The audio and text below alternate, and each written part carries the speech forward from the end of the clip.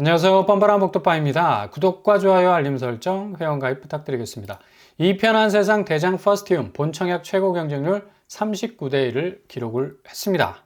어제 마감이 됐는데 신혼희망타운이라는 필터가 딱 끼어 있죠. 그럼에도 불구하고 670가구 공급에 14,951명이 몰려서 평균 22.3대 1의 경쟁률을 찍게 됐습니다. 그 정도로 많은 사람들이 딱 지켜보면서 선호도가 쭉쭉 올라간 그런 어떤 단지로 기록이 될 것 같은데요. 당연히 이유는 분양가. 55A 타입 기준 평균 5억 176만 원. 그리고 55A 타입 기준 평균 A6 블럭은 5억 330만 원. A5 블럭이나 A6 블럭이나 거의 또이또이한 그런 어떤 평균 분양가를 보여주고 있는데요. 이거 지금 민간 분양으로 따지자면 20평대도 거의 10억 가까이 나오는 그런 추세 아닙니까? 은평구에서 나오는 20평대 아파트도 거의 9억에서 10억 정도 하는데 대장 홍대선을 물고 있어서 홍대역까지 한 20분이면 충분히 당도할 수 있겠고요. 일단 또 마곡하고 강서지구가 가깝기 때문에 도킹하는 그런 어떤 입지적 이 특징을 가지고 있지 않습니까? 거의 서울에 편입될 수 있는 입지를 가지고 있는 그런 곳임에도 불구하고 5억대에 나왔다는 건 굉장한 어떤 선호도를 높일 수 있는 그런 자극제가 될 수가 있겠죠. 이제 5블럭, 6블럭은 마감을 접고 이제 7블럭, 8블럭만 남았습니다. 다음 주부터 시작이 될 건데 이건 일반 분양 몫이죠. A7블럭은 473세대, 일반 공급 27세대, 특별 공급 77세대로 나뉘어지게 되고요. 여기도 분양가가 굉장히 착합니다. 5구A가 4억 9천, 가장 기본적인 베이스에 해당되는 가격이죠. 그리고 좀 높다 싶으면 5억 2천 정도 해당하는 그런 어떤 가격 수위에 머물러 있기 때문에 그래도 어느 정도 가능성을 가지고 타진해 볼 수 있는 곳이라고 할 수가 있겠습니다.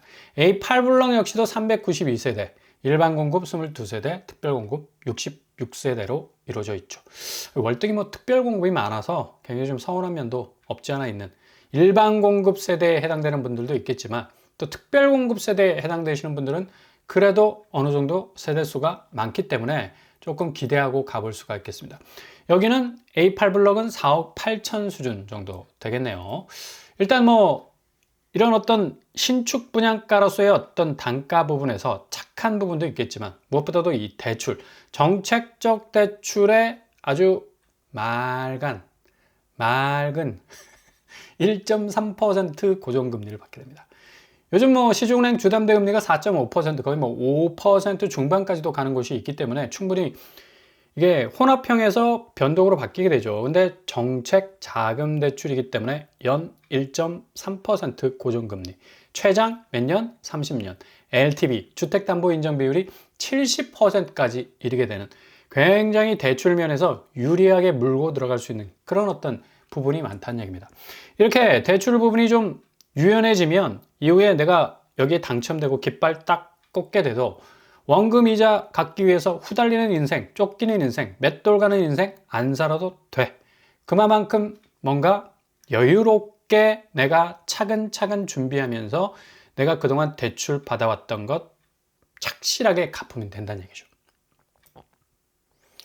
국토부가 스트레스 DSR 3단계 이제 7월에 시행이 되면서 제로 에너지 의무화도 도입을 하기 때문에 이게 지금 이런 어떤 심의 기준이 이제 신설이 되면 5%에서 10% 정도의 추가 공사비가 발생하기 때문에 집값이 다시 뛸 수 있다는 공식적인 또 발표도 했습니다. 내 집 마련이 골든타임, 바로 지금이다 라는 그런 어떤 전망들도 나오고 있지만 이건 조금 더 생각을 곰곰이 하셔야 되는 부분이 있고요.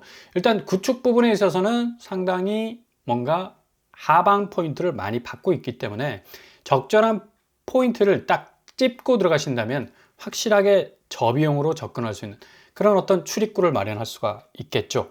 그리고 신축 같은 경우는 골든타임 아닙니다. 너무 지금 고점에 물려 있어. 설령 고분양가로 말미암아 내가 신축 쪽으로 들어가지 못하는 한이 있더라도 이거 엄청난 고금리에 엄청난 고분양가에 물리기라도 하면 완전히 맷돌 갈 수밖에 없는 인생으로 전락할 수가 있거든요. 리스크가 그만큼 커질 수밖에 없겠고, 그리고 국토부가 지분적립형 분양주택에 대해서 이제 계속적인 마스터 플랜을 갖고 있었는데 금융위원회가 이걸 받아가지고 공식적으로 다음 달에 뭐 시범 운영을 하겠다라는 발표까지 지금 하고 있습니다. 10억짜리 아파트를 단돈 1억에 살 수 있는 그런 어떤 굉장한 어떤 메리트가 있는 시스템이라 할 수가 있겠는데 과연 현실적으로 얼마나 이게 잘 실행이 될지 지분형 모기지가 2% 정도의 이자를 임대료처럼 내면서 뭐 계속적으로 내가 그동안 빌려왔던 돈들을 갚는 그런 어떤 형태인데 이게 얼마나 이 저비용으로 들어간 사람들에게 큰 만족도를 줄 것인지 일단은 뭐 계속적인 경제 능력이라는 어떤 이 잠재성이 계속 살아 있다면 문제가 안 되겠죠. 근데 이게 은퇴 시점이 다가오거나 뭔가 지속적인 수입이 끊어지게 된다면 굉장한 또 위기가 올 수가 있어요. 그래서 이런 지분적립형 같은 경우도 좀 잘 돌아보셔야 되겠고요. 그리고 국토부에서 지금 성동구치소 부지, 송파 창의 혁신 이 부지에 대한 공급을 드라이브를 확실하게 걸고 지금 가고 있죠. 아마 상반기 내에 내 집 마련 뭐 우회로를 상당히 좀 넓힐 수 있는 그런 어떤 기회가 찾아올 수 있을 것 같습니다. 이게 일반 공공분양으로도 나오지만 1240가구 중에 이익공용, 미리 내 집까지도 포함된다면 소형으로 따지자면 3억 5천대도 충분히 나올 수가 있어요. 그래서 송파 창의혁신구역 바로 옆에 있는 이 송파의 가장 핵심적인 아파트들, 대장단지로 불리는 아파트들이 뭐 거의 20억에 육박하는 그런 어떤 아파트 시세를 보이고 있지 않습니까? 일단은 저비용으로 들어가는 거예요. 그리고 이후에 차근차근 뭔가 섭렵하듯이 내 집으로서의 가치를 조금씩 확장시킬 수 있는 그런 어떤 이 메리트도 있기 때문에 좀 살펴보셔야 될 것 같고요. 서초 성디마을도 역시 900가구 공급 계획에 있습니다. 미리 내 집이 327가구 확실하게 선을 딱 그었죠. 그래서 여기도 소형도 뭐 거의 한 3억대로 서초구임에도 불구하고 충분히 진입할 수 있는 기회도 올 수 있을 것 같습니다. 지금 서울 의료원 부지가 정말 땅값만 2조 원이 아니 이 금사라기 땅을 지금 뭘로 쓰고 있는지 아십니까? 건설 기자재 창고로 쓰고 있어. 창고로 쓰고 있다는 얘기예요. 이거 빨리 지금 국토부에서 공급 드라이브를 걸어야 될 시점인데 뭐 역시 아마도 6월 대선 이후에 확실하게 여기도 지금 뭐 밀어낼 수 있는 건물이 없기 때문에 여기 뭐 부지 확보된 거나 마찬가지니까 확실하게 지금 이 이익공유형이나 아니면 미리 내 집 같은 형태로 충분히 공급을 낼 수 있을 것이다 라는 어떤 이 발언들을 지금 계속적으로 이어오고 있는데 이것도 한번 지켜보셔야 될 것 같습니다. 이렇게 좀 뭔가 틈새나 우회로 좀 잘 들여다 보셔야 되겠고요. 일단 지난달 서울 집값이 13개월째 상승 여력을 계속해서 보여줬는데 지금 인천 경기는 상대적으로 계속해서 하락하는 그런 어떤 지점에 와 있죠. 취득된 집합 건물이 약 3.1% 감소하는 추이를 보일 정도로 거래량이 뭐 뚝 떨어져 가고 있는 상황. 뭐 거래량 떨어지니까 당연히 거래가도 하락할 수밖에 없는데 지금 뭐 인천에서 나오는 이편한 세상 재물포역 팍매종 같은 경우는 여기 지금 미추홀 숭이동에 위치해 있는데 74제곱이 5억 4천, 84제곱이 6억 5천을 하고 있습니다. 근데 이게 웃긴 게 지금 자체 시세가 분양가가 지금 거의 6억 5천에 나왔는데 84제곱이 지금 매매된 거래 건수를 보니까 4억 8천, 거의 2억이 떨어졌어 분양가. 근데 무순위 물량은 6억 5천에 나왔다는 얘기죠. 이런 데는 좀 잘 살펴보셔야 될 필요가 있죠. 인천 집값 지금 일주일 상간의 거래도 지금 2억 이상 떨어지는 것도 있고요. 그래도 좀 하락폭이 어느 정도 좀 주춤한 상황이지만 그래도 집값 부분이 3, 4억대로 좀 많이 떨어져 나가고 있는 그런 어떤 양상을 보여주고 있습니다. 그리고 지방도 역시 마찬가지죠. 부산광역시에 나온 블랑서밋 74. 와, 어마무시하게 랜드마크네, 랜드마크. 동구에 위치해 있는데요. 여기 아파트 값이 14억, 15억이야. 할 말이 없다. 117제곱, 130제곱. 뭐 거의 뭐 중대형 평수로 가고 있지만 15억, 16억 하는 거 이거 너무한 거 아닙니까? 여기 부산 동구 쪽 아파트 가격이 끽해봤자 뭐 3억, 2억도 있고 좀 높은 곳은 6억 정도 되는데 아니 분양가가 15억, 16억이면 이거 어디다 갖다 붙이란 얘기야. 정말 이거 답이 없는 그런 어떤 분양가라고 볼 수가 있겠죠. 그리고 경기도 성남시 나온 엘리프 하이리움 여기서 3차 무순위로 돌리고 있는데 소형 아파트 아닙니까? 4.2제곱 같은 경우는 5억대를 하고 있습니다. 어마무시하다. 성남시 중원구에 위치한 16평, 그러니까 거의 비슷하죠. 42제곱, 40제곱, 맨 밑에 있는 성지 아파트 2억 9천 하고 있습니다. 근데 지금 얼마나 나옵니까? 5억으로 나오잖아. 그러니까 그만큼 지금 무순이라고 해서 뭐 아이고 내가 빨리 내 집 마련해야 되겠다 하고 그냥 서둘러서 찝었다가는 큰 코 다칩니다. 아 뜨거 할 수가 있어요. 그러니까 좀 잘 살펴보실 필요가 있겠고요. 아파트 손절 양상은 뭐 이렇게 선제 지표로 작용되는 자본시장에서 이미 시작이 됐죠. 코스피에서 해외 자본이 계속적으로 이탈하는 모습을 보이면서 외국인 투자자들의 어떤 모습, 고스란히 국내 아파트 시장의 수요 감소로 지금 이어지고 있고요.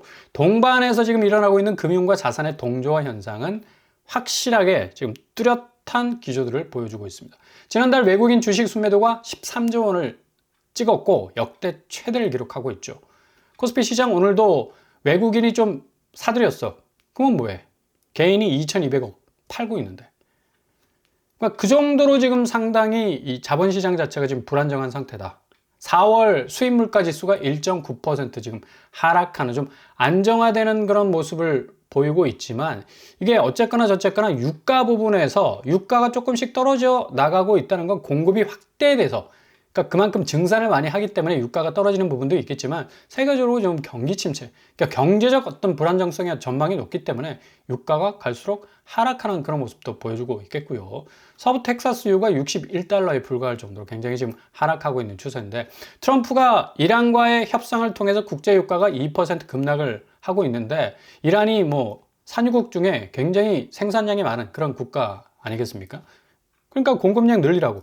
에너지 비용을 줄이는 게 트럼프의 또 목적이거든요. 그래서 계속적으로 석유 증산을 통해서 뭔가 자본의 흐름을 좀 원활하게 하겠다는 그런 어떤 이 차원인데 중국은 뭐 지금 이 미국이 달러에 비해서 이 아시아 통화 가치를 좀 올리라는 그런 계속적인 시그널을 보내주고 있습니다. 그래야 달러가 조금 약해지면 수출 이 루트가 많이 생길 수 있으니까. 근데 중국은 거꾸로 가고 있죠. 오히려 이 지급 준비율을 0.5% 지금 인하했습니다.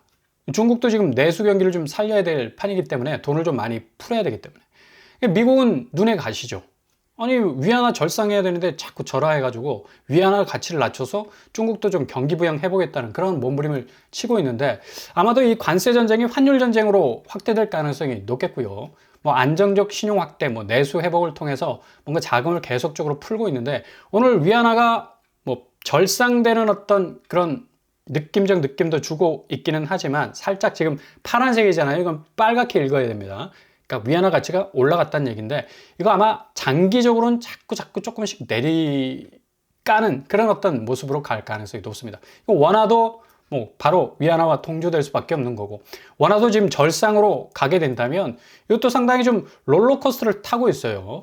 그러니까 무조건 원화가 강세로 갈 수밖에 없는 건 전부 뭐 동서남북 다변화된 어떤 이 영향을 받을 수밖에 없기 때문에 올라갔다 내려갔다 내려갔다 올라갔다 왔다리 갔다리 정말 원화가 정신을 못 차릴 정도로 펀치를 맞고 있어서 당분간 환율 상하방 요인이 맞물려 있는 이 방향성 예단하기 어려울 정도라고 하죠. 달러가 1,200원 하다가 800원 그러니까 원화 가치가 더 올라가 버리면 집값은 어찌 보면 비싸게 될 가능성도 있어요. 그래서 수출 기업은 33% 정도 마진이 줄어들게 되고 일본이 딱 그랬잖아요. 엔화 강세로 잃어버린 30년이 찾아왔듯이 한국도 지금 경기 침체 국면에 있는데 원화 가치의 강세가 마냥 좋은 게 아니란 얘기입니다. 지금 테슬라 의장도 2억 달러 주식 매도 하루아침에 해버리고 그냥 팔아버리고 그냥 런치고 있지 않습니까? 주가가 1.4% 이것 때문에 좀 살짝 떨어진 것 같은데 그만큼 자본시장의 불안정성은 계속적으로 진행이 되고 있다는 얘기입니다.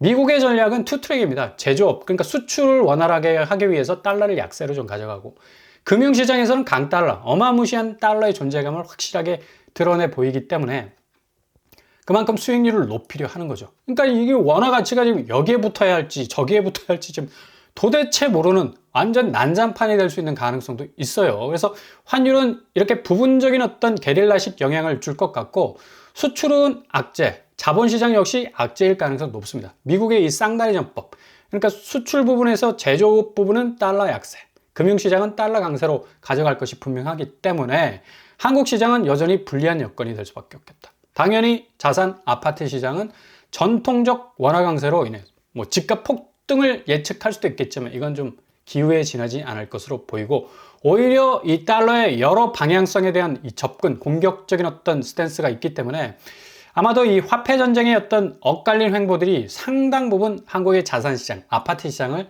좀 혼돈스럽게 만들 가능성이 높습니다. 그래서 지금 멍 때리는 게 다가 아니에요. 결국 관망도 눈치껏 하는 게 최고입니다. 임대, 공공분양, 장기전세, 무순위, 분상제 아파트 잘 들여다 보셔야 되겠고, 이후에 집값 궤적의 이상 현상을 대비해서 포인트 딱 찍어가지고 저비용으로 진입하는 게 가장 리스크를 줄일 수 있는 방법이 될 수 있겠습니다. 무조건 틈새 전략으로 가셔라. 구축 시장은 좀 느슨하게 기다리시고 신축 시장은 좀 가리셔야 됩니다. 공공은 공격적으로, 뭔가 정부의 혜택을 받을 수 있는 부분은 확실하게 캐치해서 놓치지 않는 그런 어떤 좀 단단한 스탠스를 가질 때 좋은 기회를 맞이하실 수 있을 겁니다.